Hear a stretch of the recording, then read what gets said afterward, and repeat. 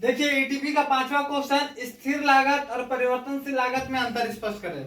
स्थिर लागत मतलब विद्यार्थियों ऐसी लागत जिसमें किसी भी प्रकार का कोई परिवर्तन हो या ना हो फिर भी उतना लागत लगती है, उसी को हम लोग स्थिर लागत कहते हैं। जैसे मान लेते मैं एक बिजनेसमैन हूँ, कोई दुकान भाड़ा पे लिया हूँ और हमारा जैसे वो 500 रुपया भाड़ा बोल दिया, तब मैं व्यापार करूँ या ना करूँ, या दुकान चलाऊं या ना चलाऊं, वो 500 रुपये हमसे लेगा कि नहीं लेगा? अब कोर्स लेगा। अब हमारा चाय का बिजनेस है, मान लेते हैं हम चाय यदि 100 कप बेचते हैं तो 2 लीटर दूध लगता है। यदि 200 कप का डिमांड हुआ तो दूध की मात्रा में वृद्धि करना पड़ेगा, ठीक है। यदि 100 कप की जगह यदि हमारा 50 कप हो गया तो दूध की मात्रा में कमी करना पड़ेगा।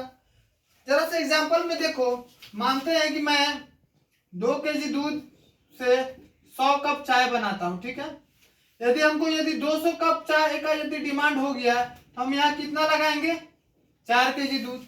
किसी कारण वह समय परिस्थिति के कारण यदि हमारा डिमांड घट जाता है, मान लेते हैं 85 कप चाय का डिमांड हुआ, तो इस केस में हम कितना 1 केजी ही दूध लगाएंगे। तो जरा देखोगे ये मांग के अनुसार मात्रा में परिवर्तन हो रहा ना। जब 100 केजी है तो मात्रा 2 केजी, 100 कप है तो मात्रा 2 केजी ही दूध का लग रहा है। लेकिन यदि 100 कप की जगह यदि मांग 200 कप हो जाती है तो दूध मेरा 2 की जगह 4 केजी खर्च हो जा रहा है। और यदि जस्ट अपोजिट देखिए, किसी कारण से 100 की जगह मांग 50 कप हो जाता है तो 2 केजी की जगह हमें दूध कितना लग रहा है? 1 केजी ही लग रहा है।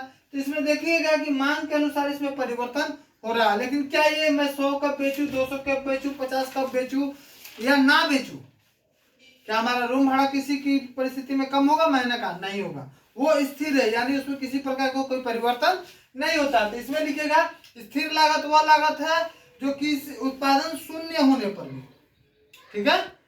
चाहे अपने भाषा में लिखिए, स्थिर लागत वह लागत है जो किसी भी परिस्थिति में स्थिर होती है।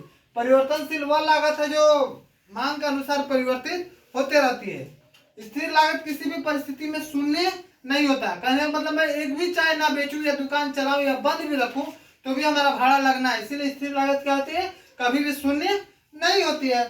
विद्यार्थियों, परिवर्तनशील लागत शून्य होती है, क्योंकि यदि मैं किसी दिन चाय नहीं बेचा तो क्या मेरा दूध का खर्च हुआ? एक भी नहीं। भाड़ा लगेगा लेकिन हमारे दूध का खर्च एक भी नहीं होगा, क्योंकि मैं कोई उत्पादन ही नहीं किया। इसलिए परिवर्तनशील लागत शून्य हो सकती है, परंतु स्थिर लागत कभी भी शून्य नहीं हो सकती है। स्थिर लागत के उदाहरण आप लिख सकते हैं, जैसे किराया, रूम का किराया, स्कूल का फीस, ड्राइविंग लाइसेंस, एटीएम का चार्ज इत्यादि। आप प्रयोग कीजिए या ना कीजिए, एक समय के बाद उसका शुल्क आपको भरना होगा। अब परिवर्तनशील लागत में वस्तु की मात्रा, किसी भी व्यवसाय का कच्चा सामान, जैसे हमारा दूध हुआ, आटा दुकान में होंगे तो उनके आटे की मात्रा होगी, मिठाई दुकान होगी तो उनके मिठाई की मात्रा। ये सारे उदाहरण लिख सकते हैं, ठीक है। बस इतना ही है इसमें।